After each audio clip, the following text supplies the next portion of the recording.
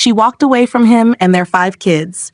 10 years later, she returned, only to be stunned by what he had built without her. You won't believe what she found when she came back. Let us know in the comments where you're watching from. Darius Miller always believed in family. He wasn't perfect, but he tried, and for a long time he thought that was enough. Until the morning he woke up and Alicia was gone. No warning, no argument, just silence, and a folded piece of paper on the kitchen counter with 7 words that broke everything. I'm sorry. I can't do this anymore. She didn't just leave him. She left them. Micah, Jaden, Ela, and the 2 youngest, one still in diapers, the other just starting kindergarten. The silence in that house was deafening. The questions came fast. Where's Mommy? Did we do something wrong? He didn't have answers, so he lied. She just needs some time. She loves you. She'll be back. But days became weeks, weeks became months, and Alicia never returned. The next 10 years were war. Darius quit one of his jobs. Childcare alone cost more than he made. He barely slept, he burned dinner, missed field trips, forgot birthdays, and somehow they survived. Every morning started at 5 a.m., long before the sun. His coffee went cold while he cooked breakfast, broke up fights, found lost socks, wiped noses, but he kept going because he refused to let his family fall apart. At the construction site, the noise helped drown the panic. Harold, his supervisor, would shake his head. 5 kids and you're still standing, man. No one knew he cried during lunch breaks in his truck. Micah, the oldest, became his right hand, too mature for their age. They cooked, cleaned, helped with homework, carried a load no child should have to. But Darius saw it, the tired eyes, the silence that spoke volumes.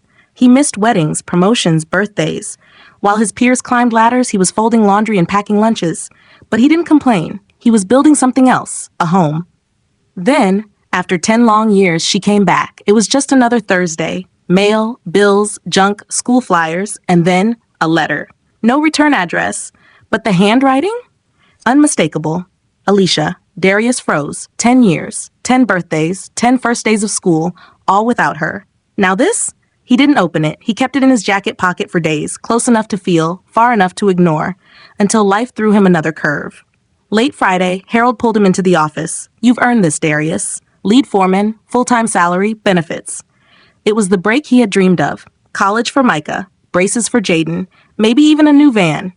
But it came with a cost, longer hours, less time at home, more pressure on Micah. That night, Darius sat across from Micah at the kitchen table. I was offered a promotion, he said. Micah's eyes lit up, then dimmed when he added, but I'll be around less. Micah smiled gently. We'll make it work, Dad. You always do. Darius nodded, but his heart ached. Micah had been holding this family up just as long as he had. That night, he opened the letter. It started like a confession. Alicia wrote about panic, about walking out without a plan, about therapy, faith, healing. Then she got to the point. I want to see the kids. I've changed. If you can forgive me, I hope they can too. Darius stared at the page. She wanted a second chance, but she hadn't asked what her absence had cost them. The nightmares, the shame, the unspoken pain. He folded the letter and left it on the table. This wasn't just his decision. It was theirs. Sunday dinner. The moment came. After the plates were cleared, Darius stayed seated.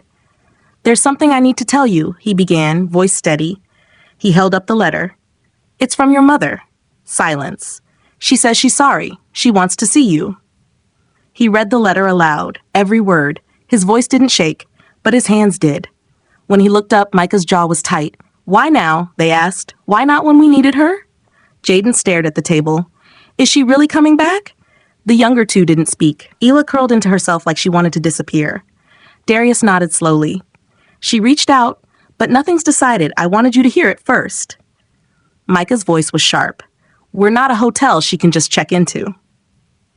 That night, Micah stood in the hallway, staring at an old photo on the wall, 5 kids in matching pajamas. She wasn't there, they said. I know, Darius whispered.